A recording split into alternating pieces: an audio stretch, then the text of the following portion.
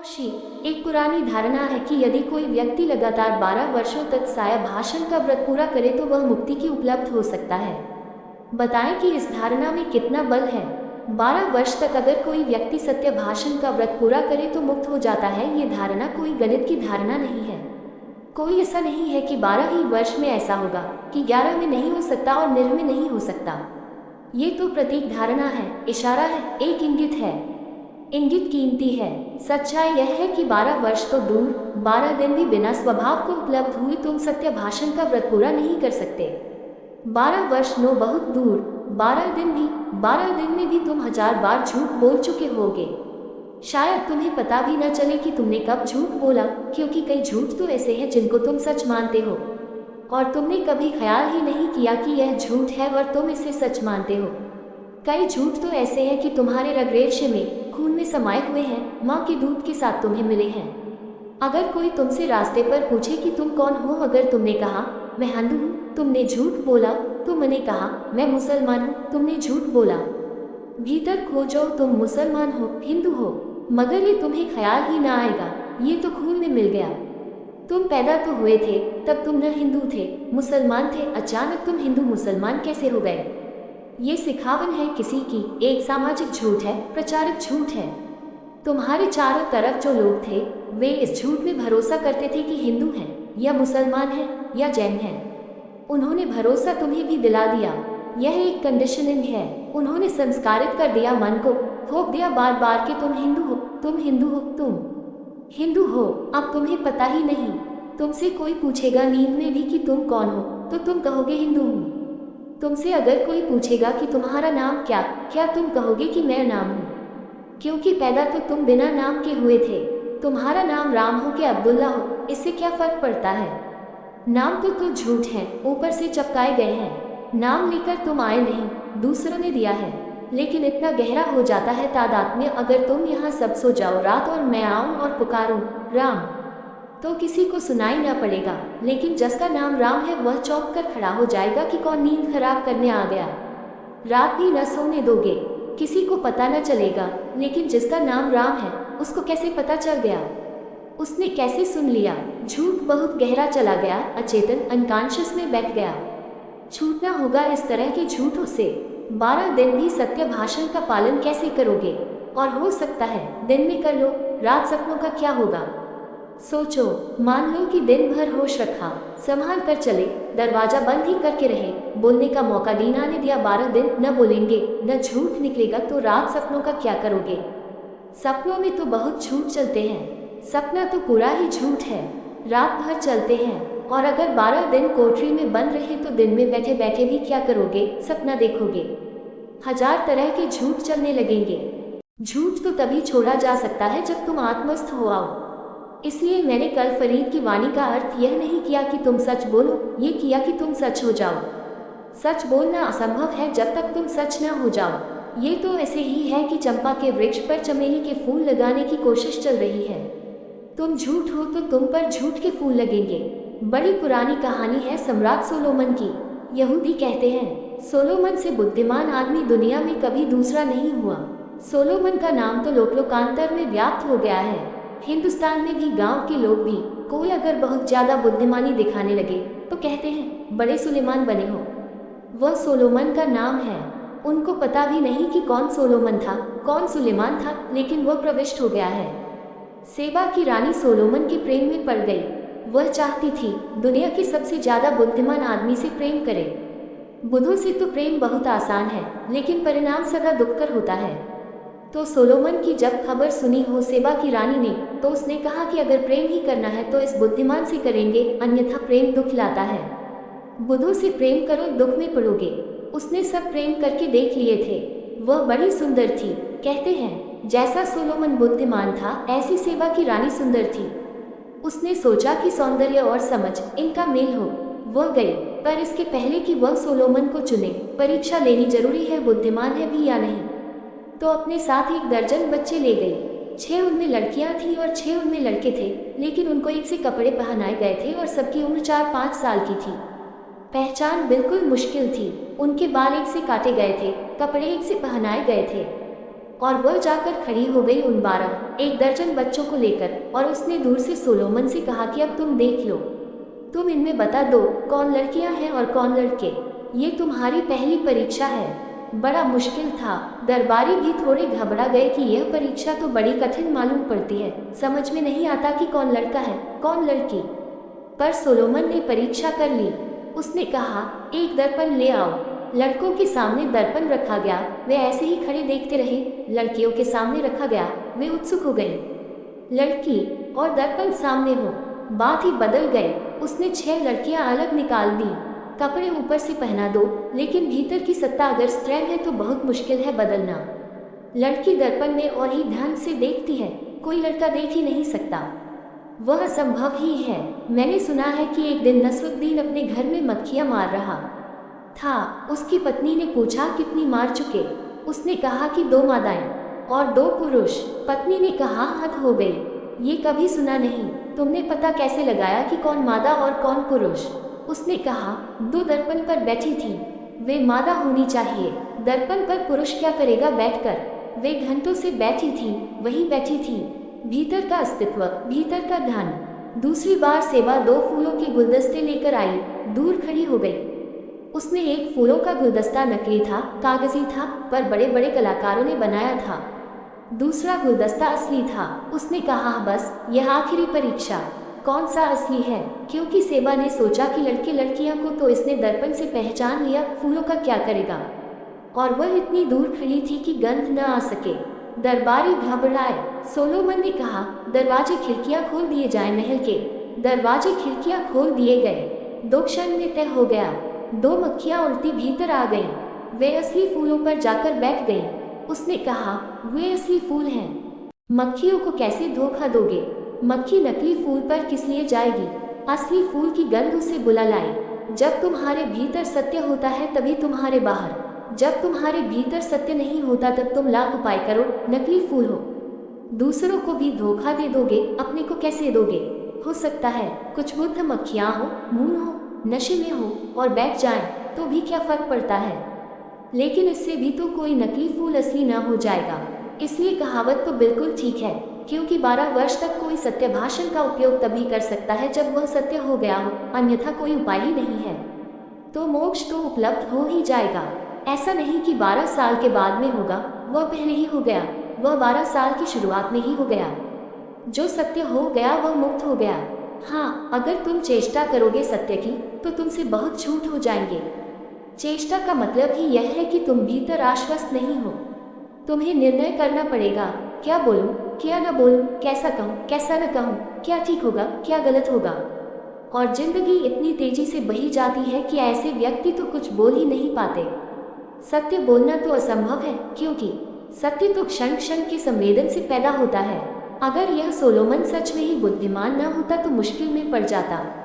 तुम्हें ख्याल आता दर्पण का, मुश्किल होती। तुम्हें ख्याल आता खिड़कियां खुला छोड़ देने का, अब आ सकता है, क्योंकि कहानी मैंने तुमसे कह दी। कहानी कहने के बाद कोई मतलब हल नहीं होता, बात खत्म हो गई। अब दोबारा रानी सेबा सोलोमन का इन ढंगों से परीक्षण नहीं कर सकती। और जिंदगी की रानी नए नए उपाय खोजती है और कभी कोई सुलेमान पार हो पाता है, उत्तीर्ण हो पाता है। कहावत ठीक है कि यदि कोई व्यक्ति लगातार 12 वर्षों तक सत्य भाषण के व्रत का पालन करे तो वह मुक्त हो जाएगा। लेकिन 12 साल तक सत्य भाषण का व्रत पालन वही कर सकता है जो मुक्त हो ही गया हो। इसलिए कहावत ठीक है। मैं नहीं कहता कि 12 साल की फिक्र करो, 12 क्षण जांच लेंगे। 12 क्षण काफी हैं। तुम अगर भीतर झूठ हो, 12 क्षण में कुछ न कुछ झूठ हो जाएगा, क्योंकि तुम्हारे भीतर का रूप बार बार बाहर आ रहा है। तुम्हारे होने के ध्यान में, तुम्हारे बैठने के ध्यान में झूठ हो जाएगा। तुम किसी आदमी के पास से निकलोगे और तुम्हारे चलने के ध्यान में झूठ आ जाएगा। हो सकता था इसके पहले तुम सहजता से चल रहे थे, तुम एक आदमी के पास आए और संभल गए, झूठ शुरू हो गया। संभलने का क्या मतलब? क्यों संभल रहे हो? तुम इस आदमी को कुछ दिखलाना चाहते हो जो तुम नहीं हो। तुम इस आदमी को कुछ बतलाना चाहते हो जो तुम नहीं हो।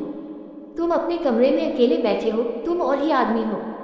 फिर मेहमान घर में आ गए, तुम तत्क्षण बदल गए, तुम्हारे चेहरे पर रंग बदल गया। अभी तुम उदास बैठे थे मुर्दे की भांति, अब तुम मुस्कुराने लगे, हंस हंस कर बातें करने लगे। तुम पड़ोसियों को दिखाना चाहते हो तुम बड़े प्रसन्न हो। ये प्रसन्नता झूठ है। बोलने का ही थोड़े ही सवाल है। भाव भंगिमा से झूठ निकलेगा, मुद्रा से झूठ निकलेगा, उठते बैठते तुम्हारी श्वास श्वास से झूठ निकल रहा है। तुम अगर झूठ हो तो झूठ के फूल तुम में लगते ही रहेंगे, तुम उनसे बच न सकोगे। मैं तुमसे कहता भी नहीं कि झूठ रहते हुए तुम सच के फूल अपने ऊपर लगाओ। वह नकली गुलदस्ता होगा, उस पर मक्खियाँ भी न बैठेगी। आदमियों की तो बात दूर, परमात्मा को तो तुम भूल ही जाओ। मक्खियों तक को धोखा देना आसान नहीं, परमात्मा को तुम मोक्ष को कैसे धोखा दोगे। नहीं, मैं तुमसे कहता हूँ, सच हो जाओ। सच बोलने की फिक्र छोड़ो, वह अपने आप आ जाएगा। तुम सच हो जाओ। इसलिए फरीद की वाणी का मैंने अर्थ किया सत्य धर्म, तुम्हारे स्वभाव का धर्म तुम्हें उपलब्ध हो जाए, फिर सब अपने आप ठीक होता रहेगा। कोई बुद्ध सोचते थोड़े ही है चलते वक्त कैसे चलूं, कैसे उठूं, कैसे बैठूं, क्या कहूं, क्या न कहूं, क्या ठीक होगा, क्या गलत होगा, ये सवाल ही नहीं है। जैसे वृक्ष में फूल लगते हैं, ऐसे बुद्ध में सत्य लगता है। इसलिए सत्य की चिंता मत करो, सत्य होने की चिंता करो। सच बोलने से क्या होगा, बोलना तो ऊँटों की बात है। अगर कंठ के नीचे झूठ है तो ऊँटों के बाहर सत्य कैसे आएगा। हाँ, सत्य जैसा लगता है लेकिन सत्य नहीं होगा। एक जैन फकीर हुआ, वह अपने गुरु के पास था। उसने सब उपाय किए गुरु को तृप्त करने के लिए, लेकिन गुरु तृप्त न हो। वह उसे कहे ही जाए कि और ध्यान कर, और ध्यान कर। आखिर उसने दूसरों से पूछा कि वर्षों बीत गए, मैं ध्यान करता हूँ, किसी तरह गुरु की परीक्षा में उत्तीर्ण नहीं होता हूँ। अब तो मैं थक भी गया, क्या करूँ। जिससे पूछा था उसने कहा कि और तो हम किसी का नहीं जानते, लेकिन हम कैसे स्वीकृत हुए रब हम बता देते हैं। मैं भी वर्षों परेशान हुआ, लेकिन जब तक मैं परेशान हो रहा था मैं अपने को बचा रहा था। मैं सिद्ध करना चाहता था कि मैं सत्य को उपलब्ध हो गया हूँ। फिर मैं थक गया। जब सच में ही थक गया तो मैंने सिद्ध करने के उपाय छोड़ दिए। मैं मुर्दे की भांति हो गया। मैंने ये भी फिक्र छोड़ दी कि अब उत्तीर्ण होता हूँ कि नहीं होता। गुरु के पास जाता बैठ रहता जैसे मुर्दा हूँ, और जिस दिन मैं मुर्दे की भांति हो गया उसी दिन गुरु ने मेरी पीठ थपथपाई और कहा, तूने पा लिया। कहाँ पाया, तो इतना मैं तुझे बता सकता हूँ। उसने कहा, ना समझ, पहले ही क्यों ना कहा, ये तो हम कभी का कर देते। 3 साल ऐसे ही गनवाए, और तू यहाँ पड़ोस में ही रहता है, इतनी भी करुणा नहीं की। मैं अभी जाता हूँ। वह गया। जैसे ही गुरु ने पूछा, कैसे आए हो, वह धड़ाम से जमीन पर गिर पड़ा। जब अभिनय ही करना हो तो पूरा ही करना, बैठना क्या। मुर्दे कहीं बैठते हैं। वह धड़ाम से जमीन पर गिर पड़ा। उसने आंख मूंद ली और पढ़ रहा। गुरु ने कहा, बड़े भले लग रहे हो। बिल्कुल ठीक, ध्यान का क्या हुआ। तो उसने एक आंख खोली और कहा, वह तो अभी कुछ नहीं हुआ। तो गुरु ने एक डंडा उसके सिर पर मारा और कहा, उठ। मुर्दे कहीं बोलते हैं, तू जरूर किसी से कहानी सुनकर आ गया है। यहूदी फकीर हुआ बासेन। वह एक गांव से गुजर रहा था। एक स्त्री उसके पीछे आ गई। उसका पैर पकड़कर रोने लगी। रास्ते पर भीड़ लग गई। बासेन ने पूछा, मामला क्या है। उस स्त्री ने कहा, मेरे बच्चे नहीं होते, और मैंने सुना है कि तुम्हारी माँ को भी बच्चे नहीं होते थे, और एक सद्गुरु ने आशीर्वाद दिया। बासेन ने कहा, बात ठीक है, मेरी माँ को भी बच्चे नहीं होते थे, और एक सद्गुरु के पैरों पर ऐसे ही मेरी माँ भी पड़ गई थी, ऐसा मैंने सुना है। सद्गुरु ने कहा, तू ऐसा कर, मेरी टोपी खो गई है, तू एक टोपी बना ला। तू टोपी दे, हम तुझे बेटा देंगे। तो वह गई और एक अच्छी टोपी बना लाई। गुरु ने टोपी लगा ली और उसी रात वह गर्भस्थ हुई। ऐसे में पैदा हुआ। उसी स्त्री ने कहा कि अरे रुको, मैं अभी टोपी लेकर आती हूँ। गुरु ने कहा, ठहर, अब ये कहानी काम न करेगी, अब ये कहानी काम न करेगी, ये तो मैंने तुझे कह ही दी। अब कुछ और करना पड़ेगा, क्योंकि अब तो यह नकल होगी, अब तो ये केवल पुनरुक्ति होगी, अब तो यह उधार होगी, अब तो यह असत्य हो गई बात, अब इससे काम नहीं चलेगा। वह स्त्री बोली, अब मत लौटाओ अपने वचन को, एक टोपी नहीं 1000 टोपी ला दूंगी, अभी बाजार से खरीद लाती हूँ, जितनी टोपी बाजार में होंगी सब ला दूंगी, बस एक दफा तुम आशीर्वाद दे दो। टोपियों का सवाल नहीं है। बासेन ने कहा, ये कहानी काम न करेगी, कुछ और कहानी मुझे बनानी पड़ेगी। थोड़ा समझना, जीवन में आदमी की बड़ी आकांक्षा होती है अनुकरण करने की। अनुकरण असत्य है। बुद्ध बोधि वृक्ष के नीचे बैठे थे, ज्ञान हुआ। तब से हजारों लोगों ने बोधि वृक्ष के नीचे बैठकर ठीक बुद्ध का आसन लगाकर आकांक्षा की है कि ज्ञान हो जाए, वह नहीं हुआ। महावीर 12 वर्ष मौन रहे, तब उन्हें ज्ञान हुआ। लाखों लोगों ने इन 2500 वर्षों में मौन रहने की कोशिश की है। न केवल कोशिश की है, बल्कि जैन साधु अपने को मुनि कहता है। इसी कारण मौन नहीं रहता, मुनि कहता है। अनुकरण कर रहा है। महावीर को मौन से ज्ञान उपलब्ध था, तो उसने अपने नाम के सामने मुनि लगा रखा है। मुनि नथमल, मुनि तुलसी, मुनि फला देखा। अब कोई मुनि लिखने से थोड़े ही ज्ञान हो जाएगा। अब कहानी पता हो गई। अब तो तुम 12 वर्ष भी मौन रहो तो धोखा होगा। महावीर ने किसी का अनुकरण न किया था। ये सहज आविर्भाव था, ये भीतर का स्वभाव था। इससे बात उठी थी। महावीर नग्न हो गए तो न मालूम कितने लोग महावीर के पीछे नग्न खड़े हो गए हैं। महावीर की नग्नता में एक निर्दोषता थी, इनकी नग्नता में अनुकरण है। अनुकरण असत्य है, सत्य होने की जरूरत है, अन्यथा तुम कोई न कोई झूठ में पड़ जाओगे। तुम झूठ हो तो झूठ से न बच सकोगे, तुमसे झूठ का धुआं ही उठता रहेगा। सच कैसे तुम हो जाओगे? सच होने का एक ही उपाय है, और वह उपाय यह है कि तुम इस जगत में दिखावे की आकांक्षा छोड़ दो। सब झूठ उससे पैदा होता है। तुम इस जगत में वही हो रहो जो तुम हो, बुरे तो बुरे, भले तो भले, चोर तो चोर, ईमानदार तो ईमानदार, साधु तो साधु, असाधु तो असाधु। तुम जो हो तुम परमात्मा के सामने और संसार के सामने अपने को वैसा ही छोड़ दो। कह दो यही मेरा होना है, यही परमात्मा ने मुझे चाहा है, जैसी उसकी मर्जी वैसे रहेंगे। अपना अब क्या करने को बचा? तुम अगर बिल्कुल निष्कपट भाव से अपने को ऐसा ही खोल दो जैसे तुम हो, तुम्हारे जीवन से असत्य विदा हो जाएगा। असत्य पैदा होता है दिखावे की भावना से, प्रदर्शन से। असत्य इस बात की कोशिश है, जो मैं नहीं हूँ वैसा तुम्हें दिखाई पड़ूं, जो मैं नहीं हूँ वैसा लोग मुझे माने, जो मेरी प्रतिमा नहीं है वह लोगों के मन में मेरा आदर्श हो।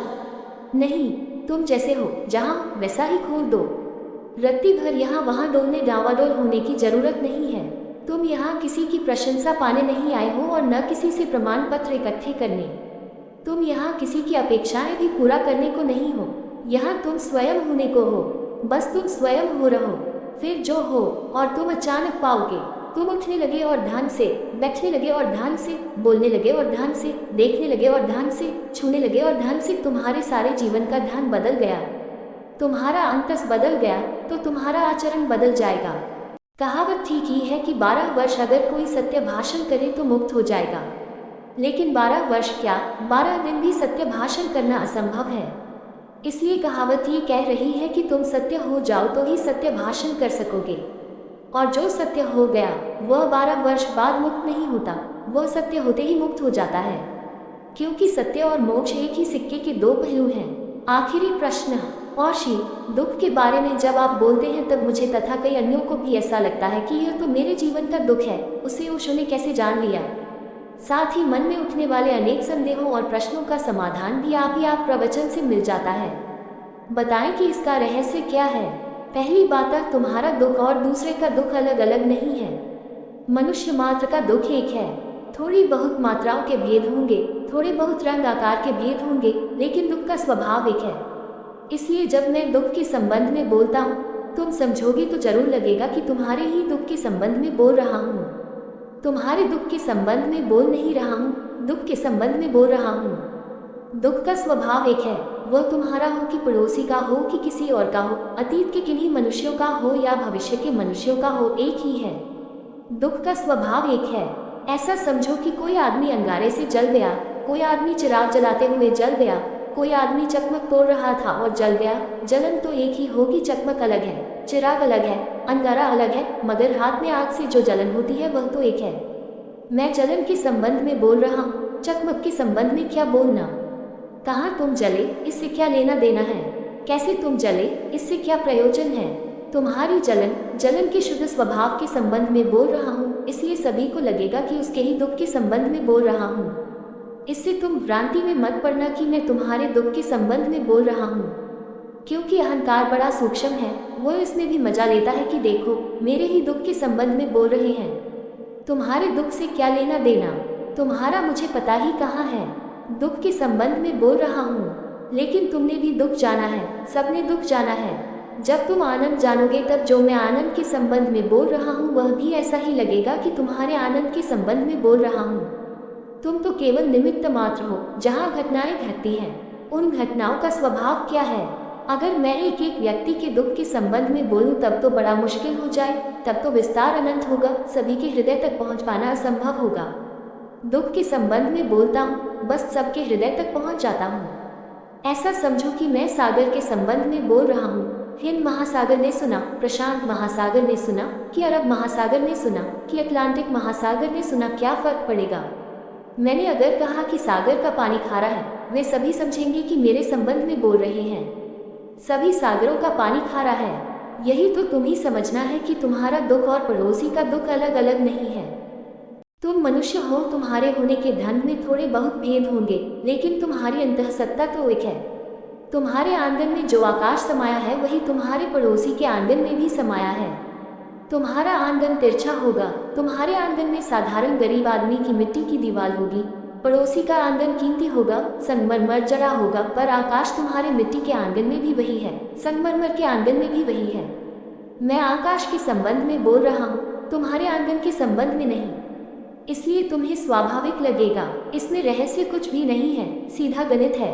और स्वभावतः मैं शून्य में नहीं बोल रहा हूँ, मैं तुमसे बोल रहा हूँ, तुम्हारी गहनतम मनुष्यता से बोल रहा हूँ। इसलिए मेरा, जिनको मेटाफिजिकल पारलौकिक विषय कहे, उनमें मेरा कोई रस नहीं है, वह फिजूल की बकवास है। मैं तो मनोवैज्ञानिक सत्यों पर बोल रहा हूँ। मैं तो तुम्हारे संबंध में बोल रहा हूँ, ताकि तुम जहाँ हो वहाँ से ही यात्रा शुरू हो सके।